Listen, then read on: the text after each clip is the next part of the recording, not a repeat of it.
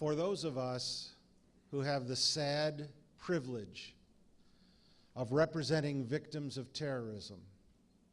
it is appalling. It is unacceptable. It is beyond comprehension what little regard the nation states of the world have about terrorism. It is unbelievable how the guise of freedom fighting, the guise of accomplishing political goals, can be accepted as justification for murder. Not until you have held the hand of a victim who doesn't have their other hand. Not until you have heard them explain the moans of those who were next to them when the bomb went off. Not until you have the opportunity to look in the eyes and prepare a witness who's about to testify in a federal trial in the United States District Court about what it was like to be on an airplane that was hijacked, and as an American be called to first class along with the Israelis, and watch people getting off an airplane being given their passports one country at a time. And not until you hear him explain what it was like to watch the first Israeli woman called forward as he, as an American Christian from the state of Washington, sat there as a tourist, and what it was like to see her reach out for her passport and instead have a gun put to her head and her brains blown out, and know that you were next. Not until,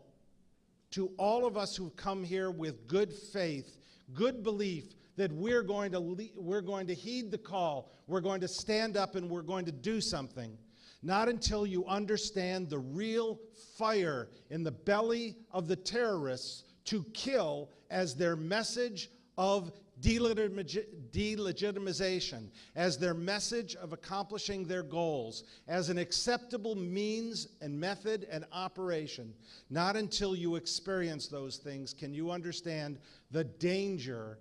to each life of what it is like to be a victim of a terrorist attack, or to be a nation state that decides to stand up for her people. Only one nation in the world is treated differently at the United Nations for standing up for her people, and that nation is the State of Israel. And when she stands up, she is only criticized as being a criminal, Zionist, racist, apartheid state. It was not an isolated incident.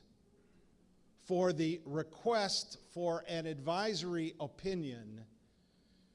to be delivered by the International Court of Justice, it was part of a long pattern and practice of an attempt to make the victim be the oppressor, to make the victim be the criminal.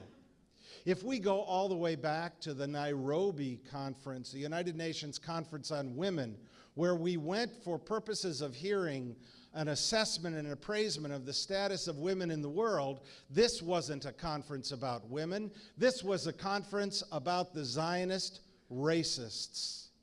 It was hijacked.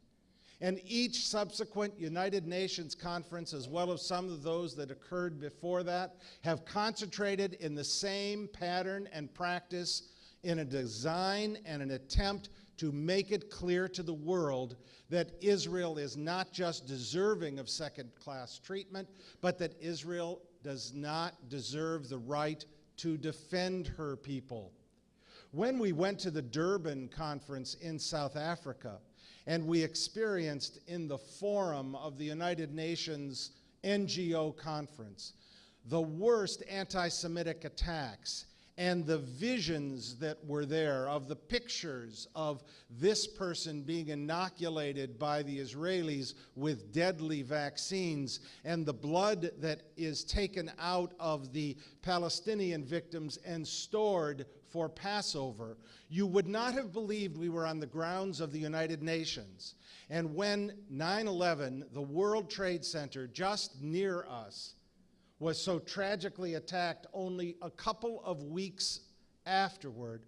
whatever positive messages might have come from Durban were long forgotten because everybody thought they moved on, and we focused on standing up against terrorism in the United States. But the messages of Durban have to be clearly understood because it was at the UN Durban conference that the official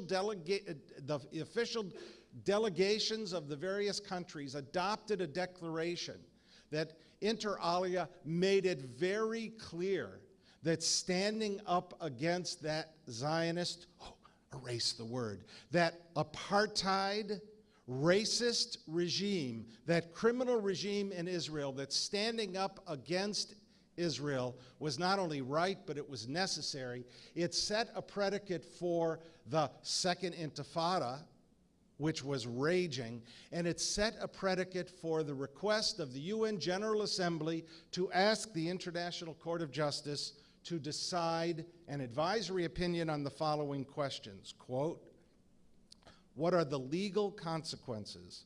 arising from the construction of the wall being built by Israel, the occupying power, in the occupied Palestinian territory, including in and around East Jerusalem, as described in the report of the Secretary General, considering the rules and principles of international law, including the Fourth Geneva Convention of 1949 and relevant Security Council and General Assembly resolutions.